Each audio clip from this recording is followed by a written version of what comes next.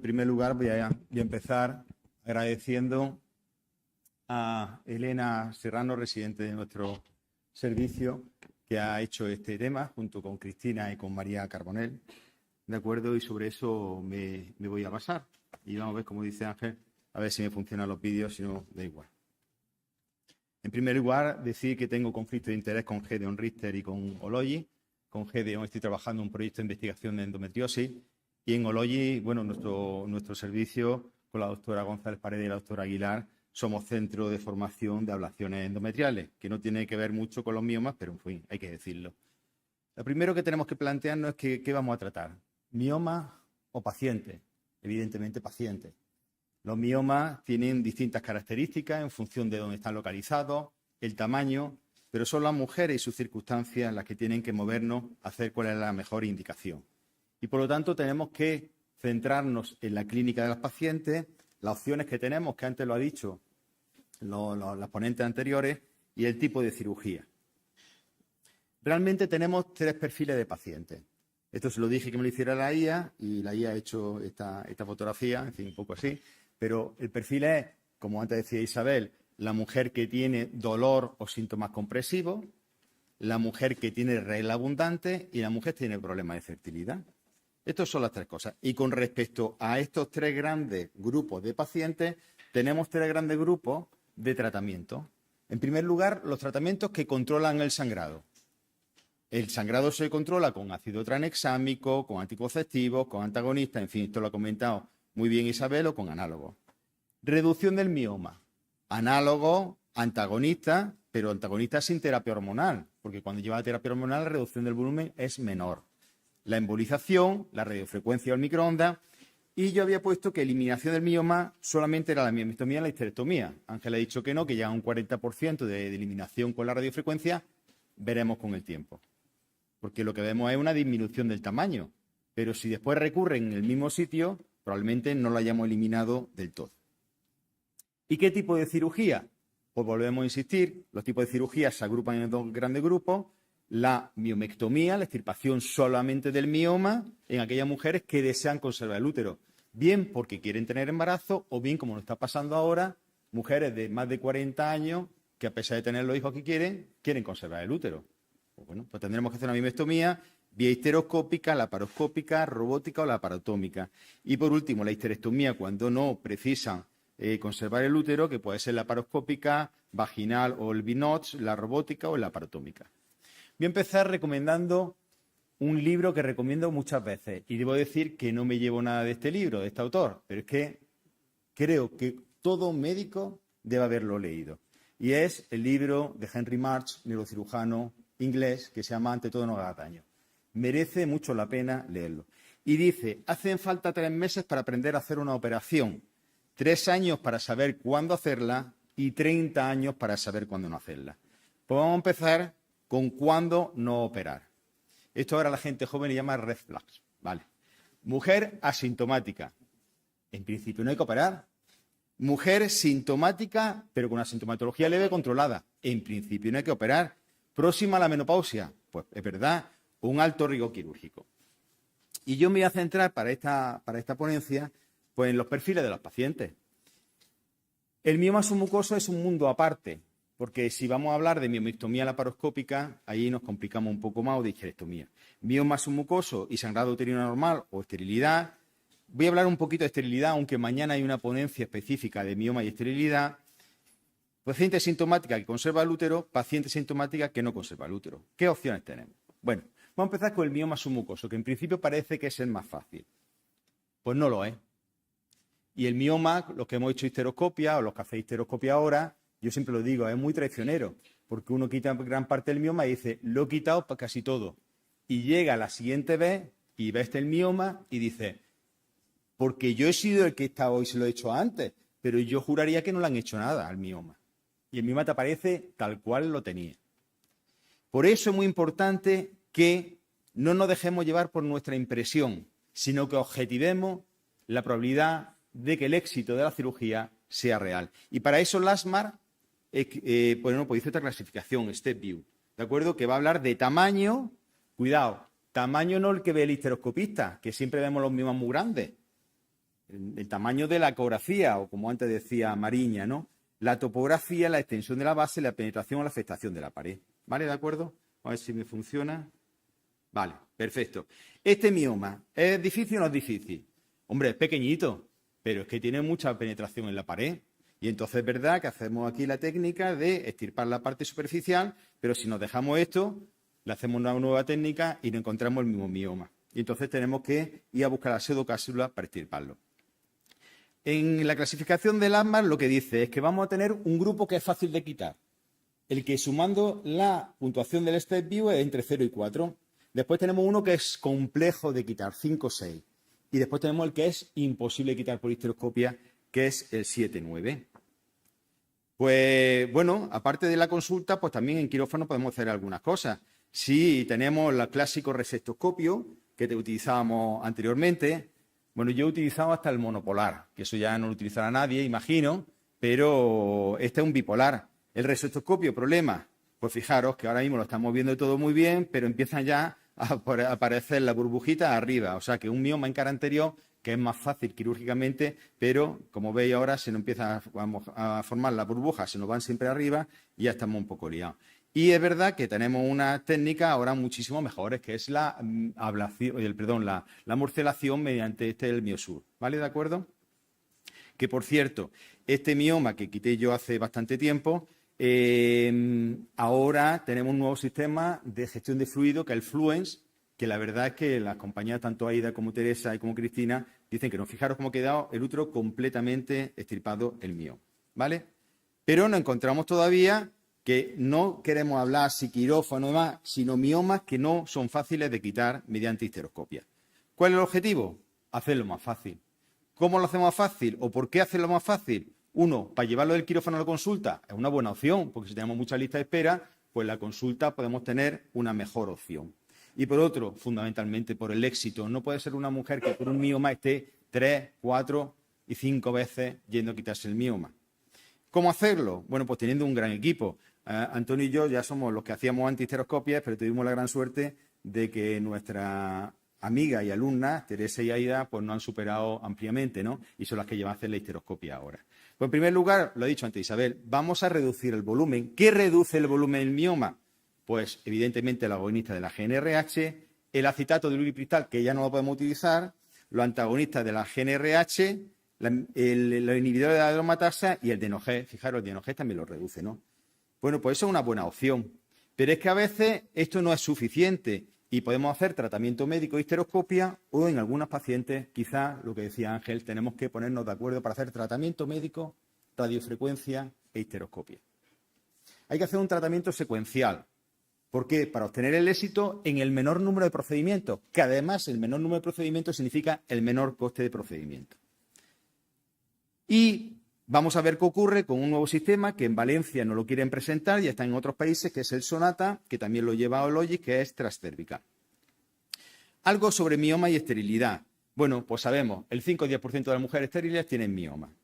Y que puede ser el mioma responsable del 2-3% de la esterilidad. Y también tenemos algunas cosas muy claras. Los subserosos no afectan a la fertilidad. Bien. Los submucosos sí tienen un impacto en la fertilidad, pero eso lo podemos quitar, como hemos hablado anteriormente. ¿Y qué pasa con los intramurales? Pues los intramurales parece que pueden tener un impacto en la fertilidad, pero también tenemos que decir algunas cosas. En primer lugar, ¿tienen impacto en la fertilidad? Sí. ¿Por qué?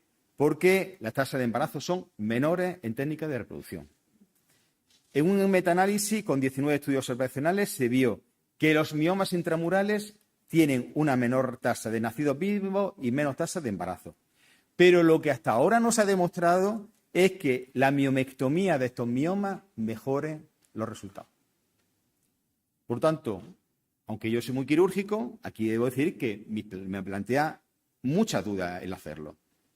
De hecho, una revisión un poquito más reciente, aunque también tiene su año, nos dice que la miomectomía mejora los resultados de la técnica de reproducción. Pues es una evidencia muy justa.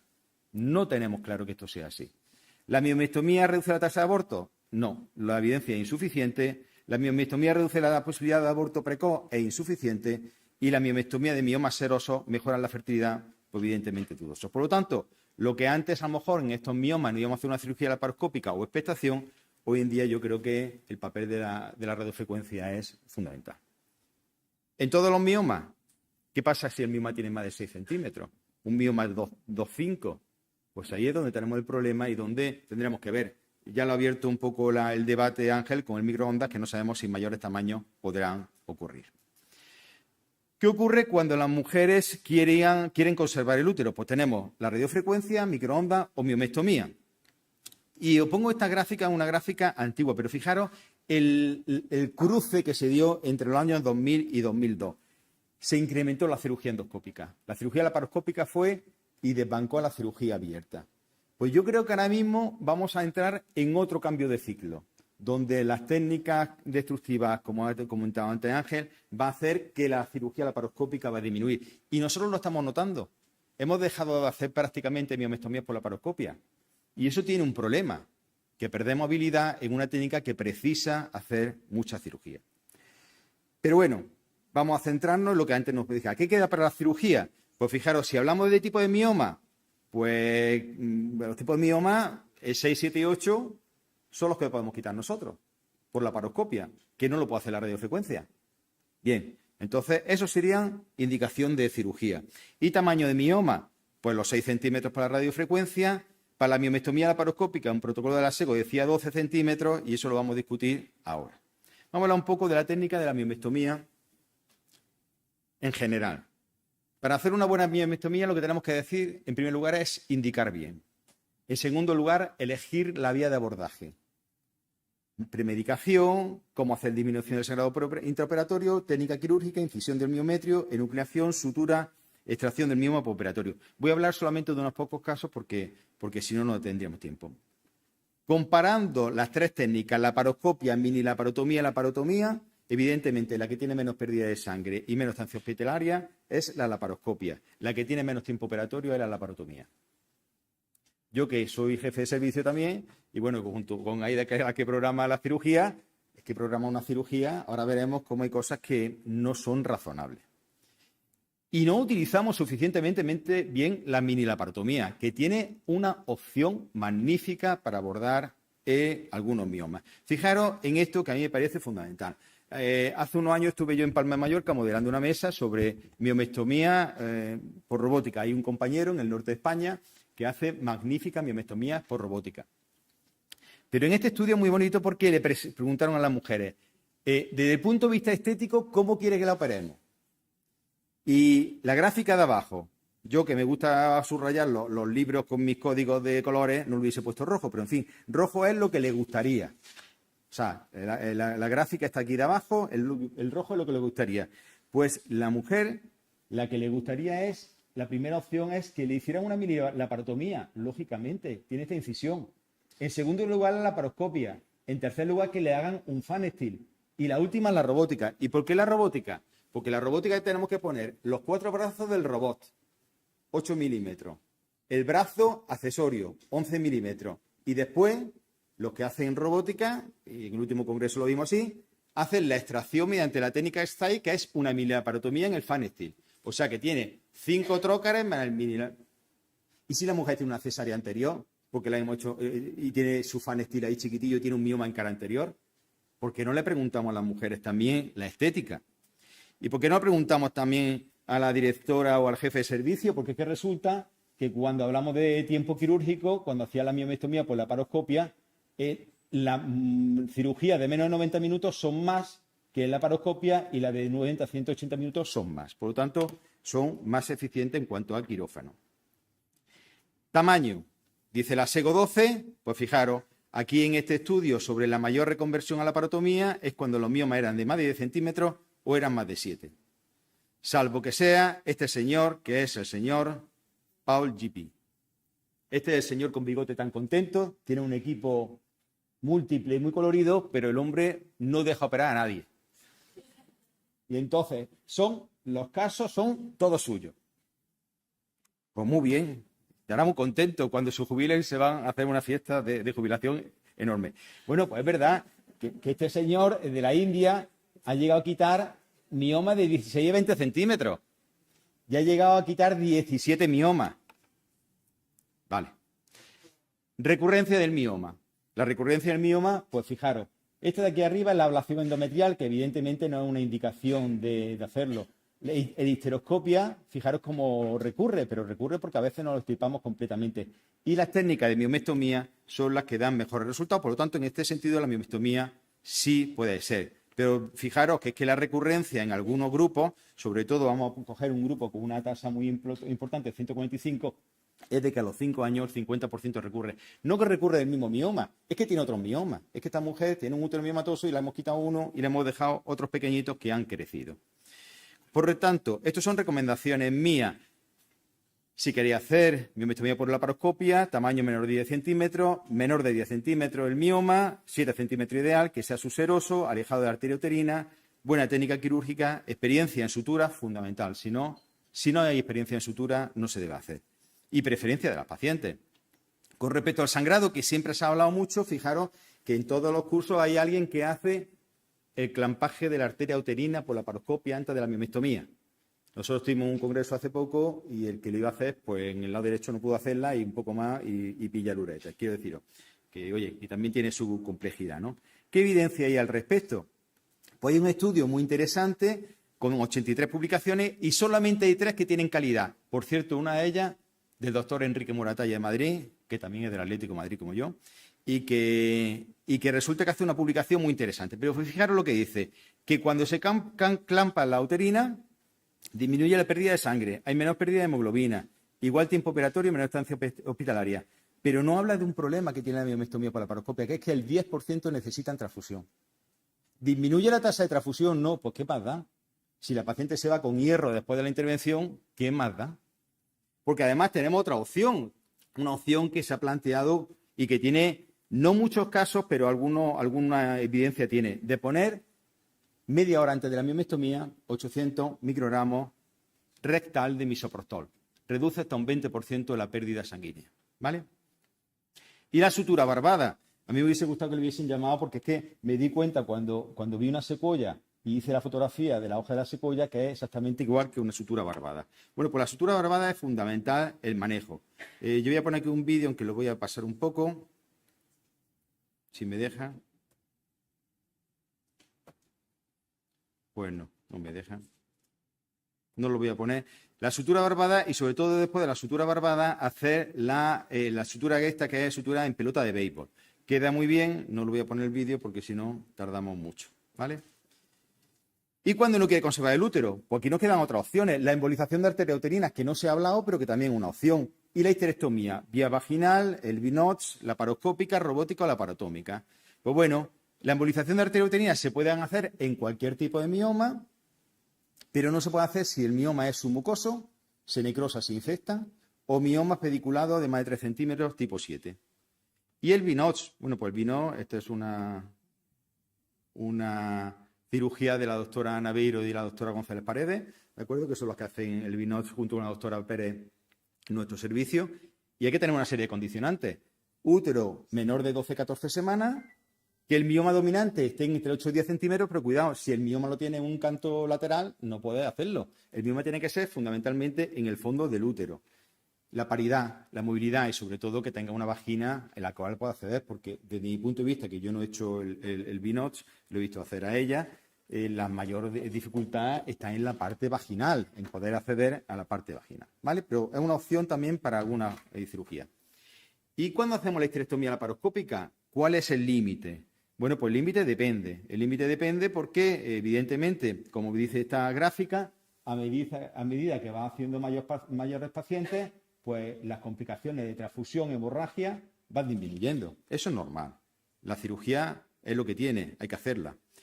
Con respecto al impacto del volumen, pues bueno, con respecto a las diferentes técnicas, pues no hay diferencia en la tasa de complicaciones, la diferencia según la experiencia del cirujano, pero es importante que el tiempo quirúrgico sí es mayor. Hace unos años, en un curso que me invitaron, no he vuelto a revisarlo, sería interesante, pues hice esta revisión. ¿Cuál era la histerectomía de más peso que se había hecho, estaba publicada? Y entonces había un señor que era Matthew, que había quitado un útero de 6 kilos. Wally empezó con 3 kilos, 3 kilos 900 Matthew, en fin. Claro, cuando tú ves los kilos dices, madre mía. Pero es que el señor Matthew tardó 7 horas en quitarlo. Y aquí 5 horas, 6 horas, sentido común. Sentido común, no merece la pena hacer una cirugía por mucho que hay. Y ahora es verdad que ahora hemos vuelto a decir, oye, ¿por qué no dejamos para la robótica el mioma? Yo de entrada, la histerectomía de útero grande, yo de entrada no lo veo, entre otras cosas, porque tenemos nada más que un día de robótica a la semana y con la oncología y con la endometriosis ya la tenemos completada. Pero, bueno, en Estados Unidos, que sabéis que se hace mucha robótica, pues el tiempo operatorio es mayor con la robótica, lógico. La tasa de complicaciones y de vuelta después del alta a la paciente también es más alta, y lo único que es más barato es la robótica que con respecto a la laparotomía en Estados Unidos. Esto es porque los costes son diferentes en cuanto a los acuerdos que tienen con el robot, ¿vale? Termino con 2 diapositivas. Una es 2 indicaciones a considerar, que no la he puesto aquí, pero parece un poquito obvia. Sospecha de malignidad. Cuando a alguien se le ocurre en la ecografía, oye, es que este mioma no me gusta, le voy a pedir al radiólogo que me haga una resonancia, y ya te dice el radiólogo, no puedo descartar un STUM. Ya la hemos liado. Entonces tienes que operarla. No hay otra opción, ¿vale? Y después podemos discutirlo, la recurrencia tras radiofrecuencia. Es verdad que después de una recurrencia tras radiofrecuencia se puede hacer otra radiofrecuencia. A lo mejor la podemos cambiar también a hacer un microondas, no lo sé, pero a lo mejor sería una opción a discutir. Y yo he planteado este esquema, ¿vale? El esquema es que, y con las recomendaciones, conclusiones finales. Si tenemos un mioma submucoso, por favor, hacer la clasificación del ASMAR. Si es tipo 0,4, hay histeroscopia. Tipo 5,6 secuencial, y el tipo 7,9 habrá que plantear si se puede hacer secuencial, con radiofrecuencia sobre todo, o ya cirugía. La paciente quiere conservar el útero. Tipo 2,5 o tipo 3,4 de menos de 6 centímetros, radiofrecuencia microondas. De 6 a 12 centímetros, miomectomía por laparoscopia. Más de 12 centímetros, más de 5, miomectomía laparotómica. Y aquí también incluimos los 6, 7, 8, que sabéis que es una contraindicación para hacer la radiofrecuencia. ¿Que la mujer no quiere conservar el útero? Pues menos de 12, 14 semanas el BINOX, 14 y 16 semanas la laparoscopia, más de 20 semanas histerectomía por laparotomía.